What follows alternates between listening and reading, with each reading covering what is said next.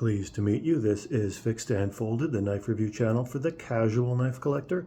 I am Cody, and today I'm going to be reviewing the Cold Steel Bushranger.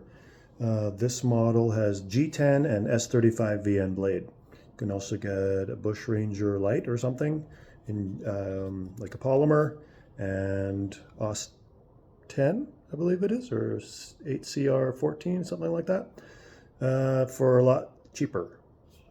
So this one is the premium model, and I got this because I like this thumb plate, and I like S35VN, and I like this Contour G10 handles generally. So this is like a brown. It's a nice earthy color. I think it looks nice. So this is a good knife. The pocket clip, my first impression of holding it is that I can feel the pocket clip pushing into my palm. It's might be a little bit of a hot spot, this edge here, into my palm over time. If I'm doing heavy duty tasks, I think probably this will create a red spot, a sore spot in my palm. Using this with gloves, this is a heavy duty. Look at how thick this is. Up to heavy duty tasks for sure. Knife, bit of a tank knife. You can absolutely wear gloves with this. I have 3.5-inch finger width and a 4-inch palm width. I wear extra large gloves, and you can see there is enough space on the main hand position for me to be wearing gloves and still have a good grip on this. Saber grip is very comfortable. I actually quite like this thumb area here, as well as the finger area for hand comfort. And there's a generous spot here to choke up. And then what's my default choke up position? I can still have my thumb back here, or I can rest it on the thumb plate, and that's quite comfortable. Not a problem at all to do controlled cuts. Draw cutting, you could probably put your finger on the thumb plate or a little bit ahead. Nice secure position for that.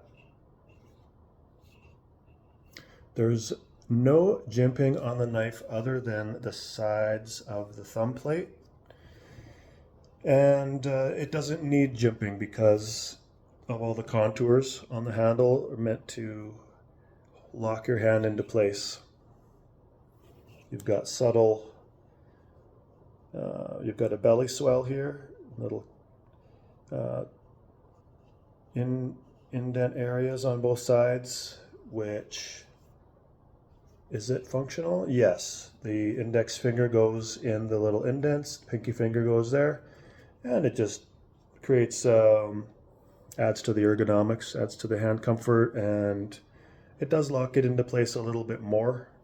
When you have little grooves going in here, it does provide traction for penetration, as well as it does the swells here for the thumb and the index finger. And also this little tail back here too. So yeah, hand is locked in. I like the thickness of the handle. It is a thick handle for a knife of this size. Total length is 8¼ inches. You have a 3.5-inch blade total with just under 3.5 inches of sharpened area. You've got a attractive clip point blade shape with saber grind and unsharpened swedge on the top with just a little bit machined down here for probably mostly for looks, because it's quite subtle. And you have a nice thick blade stock tapering down the last half. Does this taper on the last half here to a stout point, not even close to a needle point. You have a good sharp cutting edge. with an even bevel, or sorry, not bevel. You have it with an even. Geez, what's the word for that? I've been saying it all my videos. But you have regardless, you have an even point cutting edge here. So that's makes it really easy to do sharpening. But if it's off axis a little bit, no problem. You can still just, if you're stropping, you can just feel for when the edge starts to catch. That's the angle you want to go stropping with your leather strop. To just keep it touched up.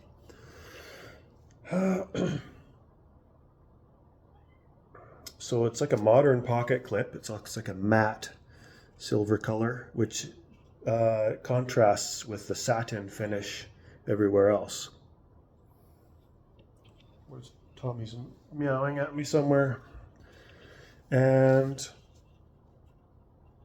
the tension on the triad lock is really nice. It's medium, which is pleasant for cold steel triad locks. The older ones tended to be very firm, and it's nice to have a medium tension. It's just nice and smooth. You have a lot of very secure, you can see looking in there, that's all the metal that gets attached to with this triad lock here. Very secure lockup. There's no side to side, no up and down blade play. The blade stock is actually thicker than the triad lock stock, and that's thick. So this is a bit of a tank knife, not a bit of a tank knife. This is a tank knife, but I would consider this as a one knife to take out with me for most things. Survival knife.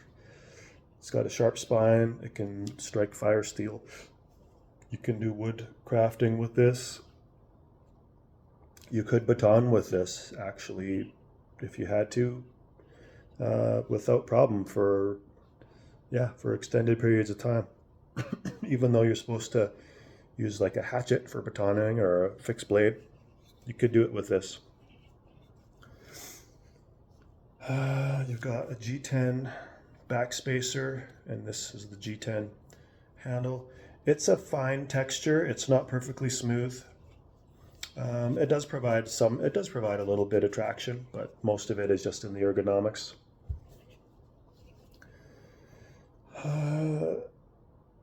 You've got T6 body screws, and what does this look like to you? T8, probably a T8 pivot. This is a T8. You know, it might be a T10. I think this might be a T10 pivot. So the pocket clip is tactical carry.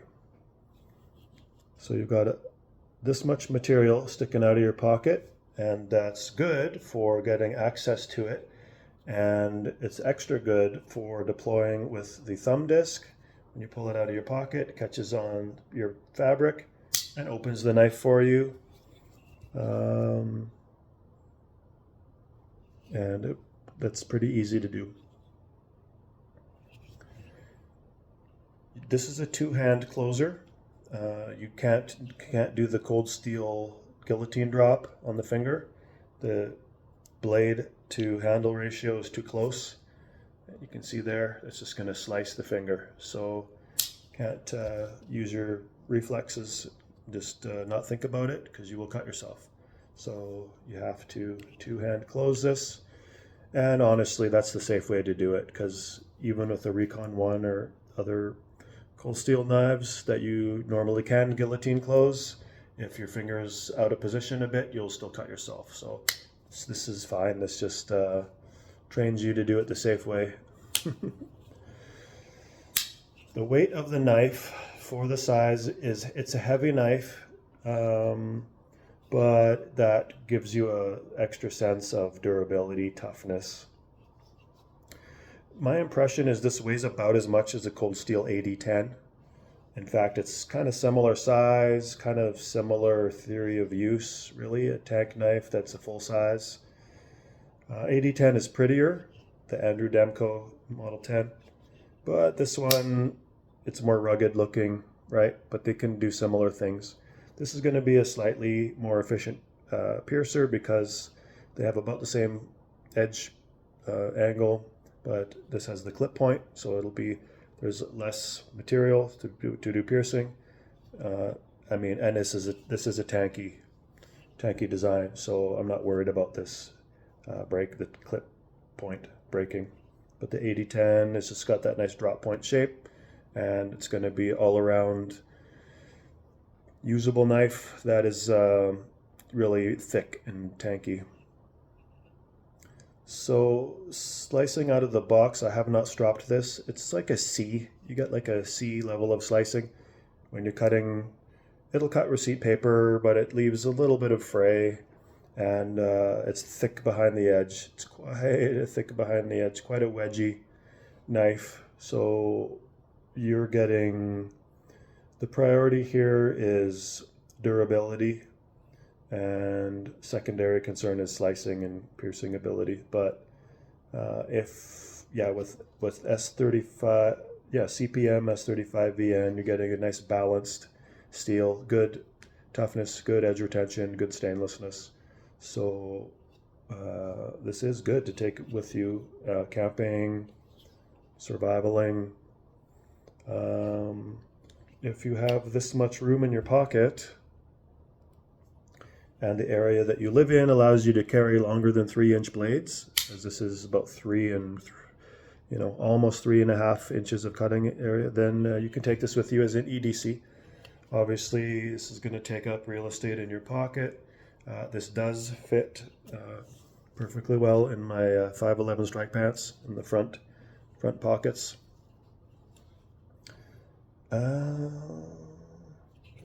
So my only issue with the knife, the design, is just, the pocket clip is, it protrudes. You can see how it's quite tall, isn't it? Protrudes out from the handle. I wonder if I could just remove the pocket clip. Yeah, I could probably just remove the pocket clip. I don't really use it to throw my fingers on to open the knife. I kind of just use the frame. So I might even, if I keep the knife, could even remove the pocket clip for me. But if the knife comes with the clip, might as well be comfortable, might as well not find a reason to want to remove it, right? So yeah, the pocket clip implementation is a letdown to me. I find the Cold Steel 8010 also had this edge on the pocket clip that bit into my hand, so that was why I don't own an Cold Steel 8010. With this particular example, the tip is a little bit warped to one side. I don't know if you can even see that. It's going off to this side by 1 or 2 millimeters. I can definitely see it, and it sits perfectly straight down the spine, but once you get to the end, you can see that it's off a few millimeters at the end, and that annoys me, right? If you want something that has a piercing tip, I want it to point where I'm pointing. I don't want it to go off to one side or another, so I'm going to be returning this model. I bought it at Blades Canada for $200 Canadian. Before shipping and tax, I paid $220, $222 all in. And they said, yeah, no problem. If you're not happy with this, it might have had a uneven quench or something. Maybe Cold Steel put it in at an angle and one side cooled quicker than the other side, and it just bent a little bit. Probably within their tolerances, because it will close perfectly well. But just this end is curled, so not cool. For $200, and you can get Chinese knives for $60 Canadian that are perfectly straight. So, but the model itself, really good knife, good all-around tank knife. Competes with the 8010 for theory of use. Cold Steel 8010. Cold Steel 8010 is between $140 for the OS 10 version and $200 or around $220, something like that, Is it S35VN for the top of the line one? And then this one, Bushranger Lite, is quite affordable. I want to say it's around $75 Canadian. I think it's us. I think it's, what is it? Something like 8CR14 MOV blade, something like that. And that's like a Grivery style handle. It's quite different. It uses like a double safety lock mechanism. It doesn't have the thumb disc, uses thumb studs. The size is the same. The weight, it'll probably be a bit lighter. And it's a much better value than this one, but this one's got more premium materials. I prefer G10 over the Grivery, Grivex, whatever they call it, and the looks. So this is the version that I would, get again. Give me a straight one and fix the pocket clip on there. So I definitely have to take something away from my point scale for the pocket clip. This is going to be example to example, so I really can't take a point away for the blade not being perfectly straight, because most cold steels that I get have straight blades. So I'd say this is an 8 out of 10, just because of the pocket clip being annoying in my hand. But that can be dealt with. So I'll just do weight on the knife here. So we have 5.7 ounces. So over 5 ounces is heavy in my subjective measurement. And this should be heavy because look at how big this is. Full-size knife, thick, G10 that, let's see, has it been skeletonized? I don't think it has. I think it's just two big slabs of G10. That's pretty cool. I like a robust knife. Yeah, I think it's just two big slabs of G10 in there, so it's going to be very rigid. Oh, there is no flex. There is no flex in the handle there. I was almost going to guillotine drop that on my finger. But yeah, the nice smoothness, action on the triad lock on here. Thumb plate works really well. I can slow roll it. I just, with like other thumb plates, I put my thumb on the end of the thumb plate, on the corner, and then just slow roll it that way, nice and smooth. And is that really kind of the only way to do it? And then also to use it's almost called it the Emerson wave. It's not that though. It's just, you can see there's a little space here to catch on the fabric. When you're pulling it out of your pocket, it catches on the fabric and opens that way. So those are the two methods of opening this guy. Yeah, 8 out of 10 knife. I'm going to do a size comparison with my tactical knives. So 8¼ inches. This is closer to 8½ inches. This is the Fox Knives ATCF, is that right? OG by Bob Trezzola, amazing, legendary knife. This is the Benchmade Presidio 2. This is 8¾ inches. And right at about 9 inches is the Kaiser Begleiter XL. All these are really good knives, except for this one, which is just a good knife. All right.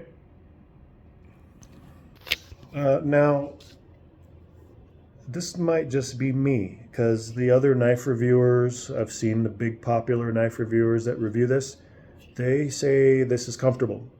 So what I recommend you do is, if this interests you, the size, the looks, materials, then go to your store and handle one of these if you can, because if this is not a problem for you, this could be a 10 out of 10 knife for you if you're looking for something that can do heavy duty work, that's really durable design, that you don't need to be really efficient at slicing and cutting, but you want something that will slice and cut and you can rely on.